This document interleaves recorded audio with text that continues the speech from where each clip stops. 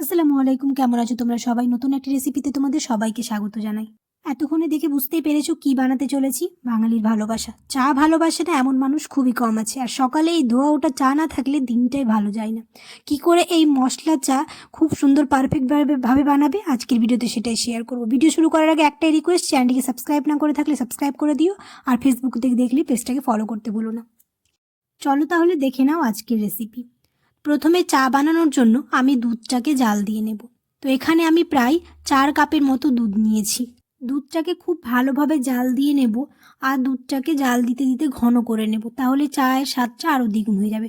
সেই জল জল চাটা খেতে ভালো লাগে না, এরকম ঘন দুধটা যখন হয়ে আসবে সেই চা খেতে খুব ভালো লাগবে। তোমরা চাইলে এটা মশলা ছাড়াও বানাতে পারো, আমি পুরো মশলা দিয়ে বানাবো, তাহলে ফ্লেভারটা খুব ভালো আসবে। তো এখানে দেখতেই পাচ্ছ খুব ভালোভাবে বরফ উঠে গেছে।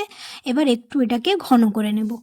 আমি যেহেতু 4 কাপ দুধ নিয়েছি, এখানে দুধটাকে জাল দিয়ে এখানে 2 কাপের মতো করে নেব, তাহলে চায়ের স্বাদটা আরও দ্বিগুণ হয়ে যাবে।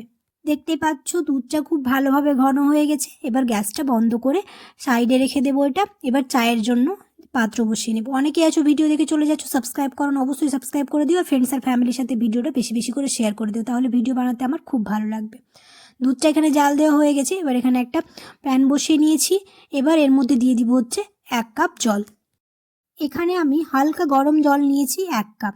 এবার জলের মধ্যে দিয়ে দিব হচ্ছে আদা। আদাটা পুরোপুরি থেতলে দিব না, একটু থেতলে দিব, তাহলে চায়ের স্বাদটা খুব ভালো আসবে। এইরকম থেতলে তারপরে দেবো আদাটা। এবার এর মধ্যে এখন দিয়ে দিব হচ্ছে 3 থেকে 4টা এলাচ। এলাচ দেওয়ার জন্য চায়ের ফ্লেভারটা খুব ভালো আসবে। তোমরা চাইলে এটা চিড়ে দিতে পারো এলাচটা, তো আমি এখানে এমনি দিয়ে দিলাম। জল যখন ফুটে আসবে তখন এর মধ্যে এখন দিয়ে দিব হচ্ছে 3 চা চামচ চা পাতা।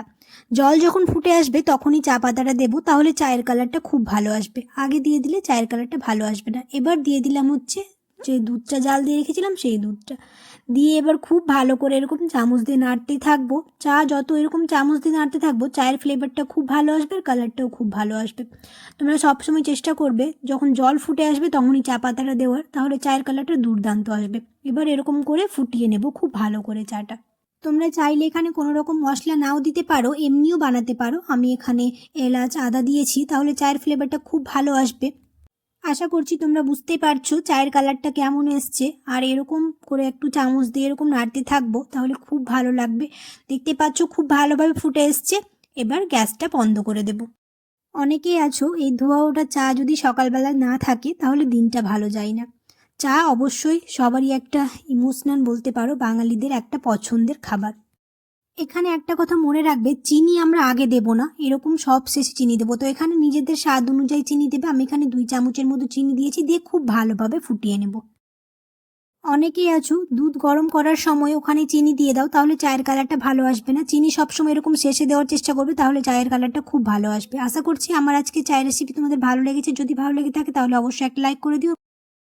তোমরা এখানে লো ফ্যাট, ফুল ফ্যাট বা কনডেন্স মিল্কেরও চা বানাতে পারো। তো অবশ্যই তোমরা কমেন্টে জানিও কেমন লেগেছে।